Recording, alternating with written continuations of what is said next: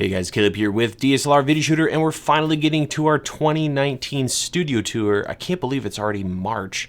I meant to do this way quicker, but here we are, and we're going to get it done. So the way this is going to work is I'm going to grab my GH5, we're going to try to use autofocus and walk around and just show you what's changed around the studio. I'm not doing this to show off or show people how much gear I have. This is more the kind of content I love watching. I really enjoy seeing what people have done to their spaces when they shoot video, because as many of you know, it's always evolving, and we're always finding little tricks to kind of speed things up, become more efficient as creators. So we're going to do that here in a second. I'm going to go ahead and mic up, and we'll start with this little set here, which has changed a little bit since last year. So here's the deal. I'm going to grab the camera.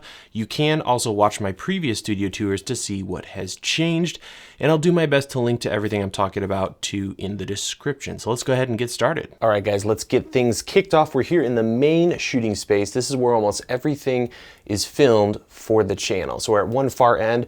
Let's go ahead and walk over to where I usually sit and film. So right there on that stool is usually where I sit, and kind of somewhere in here is, you know, the angle we use. So things in this corner have changed a little bit compared to previous years. The first thing I want to say is all this stuff you see around that area kind of creates its own little room and helps isolate things when it comes to lighting and sound. So let's go ahead and start with the camera. Currently, for this video, I'm using the A6400. Now, usually I have a GH5s here, sometimes an A7 III, but more and more I'm just kind of switching it up depending on what camera I need to be testing. So right now it's the A6400 with that really handy little flip out screen. And I've got it on a new tripod to me, this E-Image GH06, which I absolutely love. It has a counterbalancing, really smooth. So that's the camera. Pretty much everything else here is on wheels. So I've got my Aputure 120D Mark II with the Light Dome Mark II on a stand that rolls around. Over here for my fill, I'm actually using this foam board. By the way, this is what I usually see when shooting a video. So we've got this foam board here on one side, and then on the other side I've glued on some foam. So if I want to spin this whole thing around, I can have a little better sound, and it kind of acts as a negative fill if things are a little too bright. This whole stand is also on wheels, so I can kind of move this whole thing over there, open things up a little bit. And then for sound, I want to talk about this in a future video, but it is a microphone arm, also on a rolling stand. So I'm going to get that out of the way. And that's really it for the space. In the corner here, we've got a little set going on. This is new this year, or at least in recent, times, if you will. So this is just an IKEA wooden shelf unit. You can see I had to modify it to deal with some plumbing. We are in a basement. And I just put little knickknacks and various things, and I usually kind of frame it up something like that. We've got a white paper backdrop here, and that's pretty much it. Very straightforward. We can have some flexibility with our lighting. For lighting on the background, I'm using two TV RGB lights set to daylight, but you can modify kind of a plus or minus green, which is really handy. Another thing that's new to the channel, and I'm really digging, is in the middle of this whole shelving unit, I set up this little test area. So it's not lit right now, but I can roll a camera in here and go ahead and do various ISO tests, color tests, dynamic range tests, and really enjoying having this just set up and ready to go all the time. Now we're going to focus on the other side of this space, and it looks big here on this lens, but it really isn't that big. I'm fortunate to have a fairly long room, but this is what I see. So, we've got low ceilings, which is really hard to work with, but I am lucky in that I have that really long shot, which is handy. So for lighting in here, I'm actually using those TV tube lights that we reviewed a while back, and they're bi-color, and they work great for lighting up this B-roll area. So you guys recently saw probably the video I did on B-roll. There's the table I talked about in that video. So normally I would have one of these C-stands over here with a lighting setup. And then I have my vinyl backdrops behind that. So I can do thumbnails and all kinds of different things here. Sometimes I'll actually just shoot a video with just a normal plain backdrop. On this wall, we've got a ton of shoe boxes with all kinds of random stuff. And over on this wall, we have even more stuff and a laundry room.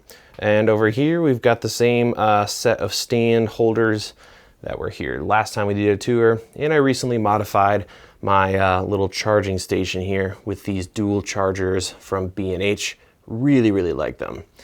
And that pretty much sums up this room. By the way, for those who are wondering what all this stuff is on this table, I'm selling a ton of gear. So before long, I'll be posting a link to my website where you can order this stuff. And I'm gonna pretty aggressively price it just to get it out the door and hook you guys up with a slight discount on just tons of stuff that I really shouldn't hang on to. There's no reason for me to have all this gear that, you know, I've purchased for testing over the years, and that stuff stacks up over, 10 years almost we've been doing this. So yeah, gonna be selling some stuff that I don't really use as much anymore. So there you go. So just off of the main studio is this little hall area, which isn't much to write home about, but it is where a ton of gear is stored. Also, the lighting is terrible here, so I apologize for that. In short, we've got these IKEA shelving, drawer units, which have been a lifesaver. So I've taken the wheels off of the top row, and they allowed me to store just a ton of stuff. So things like batteries, lens adapters. So this is where we kind of assemble cameras for reviews, get things ready. So for instance, let me flip around here. We got this XT3 monstrous rig setup. I'm working on the guide for this camera right now. Amazing little camera. Can't wait to get that video done. We've got some lenses. These are primarily the lenses that we use, day to day. There's a couple kind of specialty ones over in that corner, but we've got Sony, Panasonic, and some new Fuji ones because starting to get into that system a little bit. And so these are the ones we grab. I do have kind of gear storage for other lens sets in the other room that I don't always get out for videos. And then at the top here, we have all those cameras from that cameras under $300 video. So if you're looking for some affordable cameras, I'm also going to be selling pretty much all those that have been purchased over the years. So yeah, we also have my archive server set up, which is getting long in the tooth, but still rocking it. Can't seem to hold a camera level. But there is my Hackintosh and 16 bays of kind of cheap storage. This is where all the videos go when they're done. So they're backed up to the cloud, and they just sit there waiting to be pulled up and reused for various videos. So that's it for gear storage. There's some in the main shooting space, but then I keep a lot of it here and kind of get things set up. Now let's move into the office, and this room has seen a lot of changes since we last did a tour. The biggest difference to this room is now we have a second desk. So I actually have an employee who is helping me with all the stuff on the channel. So moved my desk from right in the middle off to one side, got a second matching desk in here. We also switched to iMacs. So I'm no longer using my beloved little Hackintosh. Now he is just a gaming PC down there in the corner. We've got two 5K 2017 iMacs, and they've been working really well for us.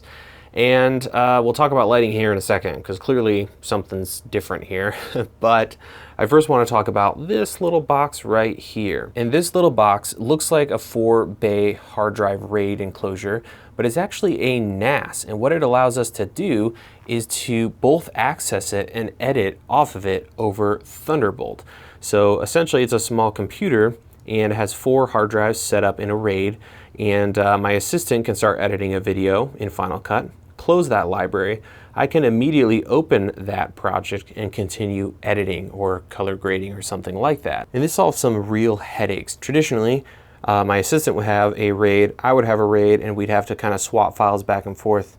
It would be a real pain. But with this setup, it is amazing how fast we can move when doing these collaborative edits. So if you're in this kind of situation, you should definitely check out QNAP. I'll link to this one. They also have a giant one with, I believe, 4 Thunderbolt connections. So works plenty good. We both can edit 4K at the same time. Love it, love it, love it. For these lights, this is a huge change here in the office. Falcon Eyes, I've worked with them in the past. We've got 3 of these 68 TD lights, which I have reviewed, and I'll try to find the link to that and put that in there for you. And essentially this is a round edge lit panel, so it's really, really thin, but we've mounted it to the ceiling, and we can both, rotate it back and forth and kind of tilt it for various angles. Now this is obviously a nice light to use for your desk, but we can also use it for video production. So all of these can be linked together, they're by color, or we can separate them, have different color temps, different brightnesses. And if I'm shooting a video for my guide, like I sometimes do here at the desk, I can spin this chair around and get some interesting lighting. Also, of course, we do the live streams on Wednesdays once a month. So I can flip this guy up, a little bit of diffusion, and we've got a really nice lighting setup for the live stream. For the live stream setup, I've recently switched to using my A7 III for that with the Tamron 28-75, and that's been working wonderfully. So that's pretty much it for this side. We've got the two computers, two desks. We have kind of the same audio setup that I've talked about in the past. Same BenQ monitor for my desk and kind of the same microphone setup and all of that. So that's really it for this side of the room. On the other side of the room, not too much has changed. Those who are veterans of the channel will know and probably, I hope, love this bench, which is where it kind of all started when it comes to B-roll. So I've done a lot of videos right in here. Maybe I'll go back to doing that just for kicks, to kind of relive those old days. But yeah, I'm a big fan of making things, fixing things, so that's where all of that goes down. And I also kind of assemble parts and tinker with things and figure out stuff for videos here. And then we've got some storage on the left and right. For lighting this back area, we have more of those TV lights, so we can adjust the color temperature, add some color in there if we want. So that's gonna do it for this office portion of the tour. Let's head back to the main shooting space and finish this puppy up. So that is going to wrap up this tour video. If you saw something that you'd like to see more content on, let me know. Maybe we'll do some follow-up videos here on the channel. Looking forward to getting back to normal content, more guides, and all that good stuff. Thank you guys so much for watching and for all the support, and I'll see you in the next video.